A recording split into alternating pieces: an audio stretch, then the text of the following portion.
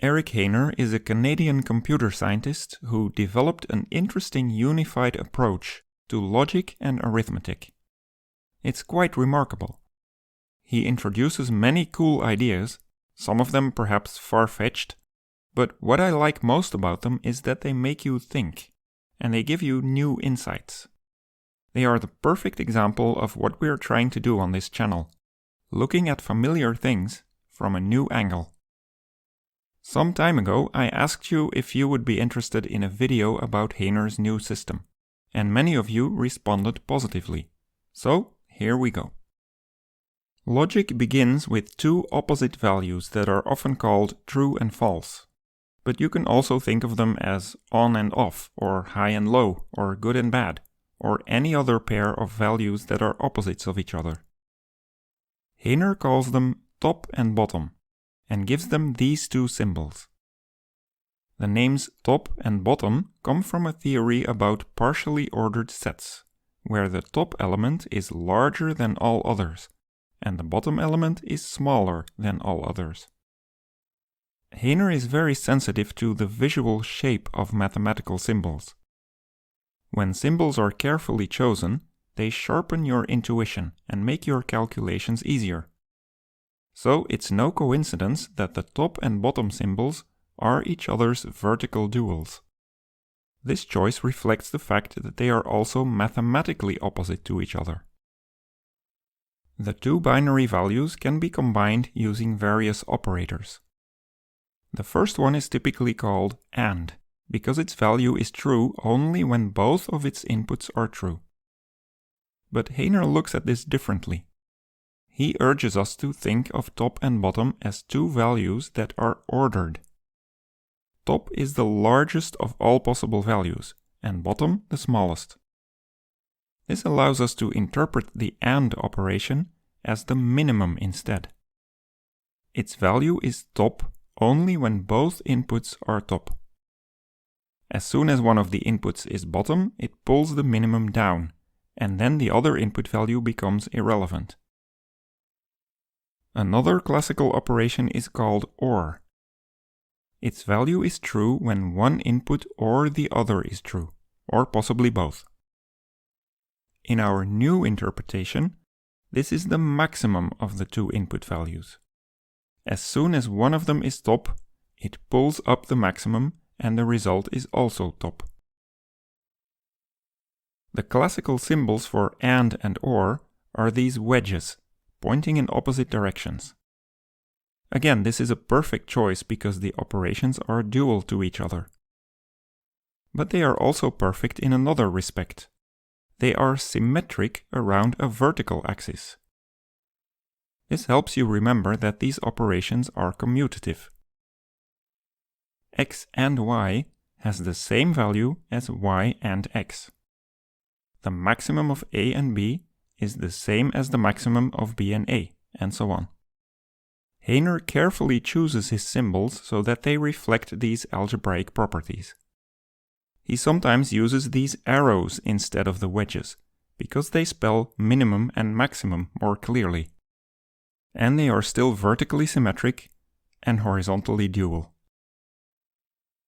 Here's another key operation on binary values. It's called implication, and it says that if the first input is true, then the second must be true as well. If the first input is false, the second input can be whatever you want. This is one of those things in logic that confuses the hell out of students. How on earth can something false imply something true? It would be like saying, if 2 plus 2 equals 5, then I am the Emperor of China. Logically, this is absolutely true. Intuitively, it makes no sense. But if you look at it from an ordering perspective, it all becomes clear. Think of implication as less than or equal to. Because bottom is less than top, this rule now makes perfect sense. So this idea of using order theory as a model for binary logic isn't as weird as it may seem at first. It's actually very insightful. Think about numbers and proofs for a moment. If x is less than 4, then it's also less than 6. The first condition implies the second, and this is how you would typically use implication in mathematical proofs. But now look at it like this. The condition that x is less than 4 is stricter than the condition that x is less than 6. Fewer values for x satisfy it. And so you could say that the first condition is less true than the second one. Mathematical statements are ordered from bottom to top, from the falsest statements that aren't satisfied by anything, to the truest ones that are satisfied by everything. So even the notion of mathematical proofs can be reformulated in terms of ordering. Even though top and bottom are dual to each other, mathematicians have a preference for top. When a logic expression evaluates to top or true, we say that it's a theorem, and we award it special status among all other mathematical statements. Some statements are always true. They evaluate to top no matter what values you fill in for the variables. Those statements are called laws. A good example is the law of the excluded middle. No matter what value you give to the binary variable q, the value of q or not q is always true. You can easily prove this yourself by just looking at the truth tables. The next thing we're gonna do is extend binary logic to arithmetic. In computer science, you will often see the number 0 used for false and 1 for true. Hehner's solution is much more surprising, until you remember that it's based on ordering. Top is larger than all possible values, including numeric values, so it makes a lot of sense to model it as plus infinity. Likewise, bottom becomes minus infinity. This way, binary logic is embedded inside the number system in a very natural way. This turns out to be a genius move, because it gives us countless cool connections between logic and numbers. Here's one of my favorite examples. Start with two positive numbers a and b. Take their maximum. Then change its sign so that it flips over to the other side of the number line. So we have the inverse of the maximum. Now flip the original two numbers so that they both become negative. Take the minimum. I'm sure it's no surprise that this gives us the same result as before. We can write this down as a law. The inverse of the maximum is always going to be the minimum of the inverses. I don't know how familiar you are with binary logic. You may have seen this law before. Let me replace Hehner's minimum and maximum symbols with the more traditional wedge symbols. Does this ring any bells? It's the well-known law of De Morgan. Is it currently raining and snowing? If not, then it must be either not raining or not snowing, or possibly neither. The cool thing is that the same law now works for binary truth values and for numbers. I think that's absolutely brilliant. There are many more examples, such as the inverse of the inverse is the original. See if you can put these other laws into words, both for binary logic and for numeric values of x. You can share your interpretation in the comments, so that we can discuss how these connections between logic and arithmetic can be understood. Now, we have to be careful, because there are laws from binary logic that don't carry over to arithmetic. One important example is the law of the excluded middle. When q can only be a binary value, q or not q is always true. But when q is a number, this formula asks us to calculate the maximum of q and negative q. The result is the absolute value of q, which is definitely not equal to true or top or plus infinity. So the law of the excluded middle is no longer a law in our extended system. This is okay. It's actually very common. Whenever you extend a system with new elements and new possibilities, you sometimes also lose things. We saw this before when extending the reals to the complex numbers, the quaternions and the octonions. We lost things like commutativity and even associativity. You can't always get things for free. A function maps elements from one set to another in a certain way. When you define a new function, you place the input variable between parentheses, and then you use that variable inside the expression on the right. You can use any name you want for this input variable. It exists only inside the function. You can't use it on the outside. Hehner's notation makes this more explicit by enclosing the function definition in angle brackets. The variable exists only inside the brackets. In computer science, this is called a scope.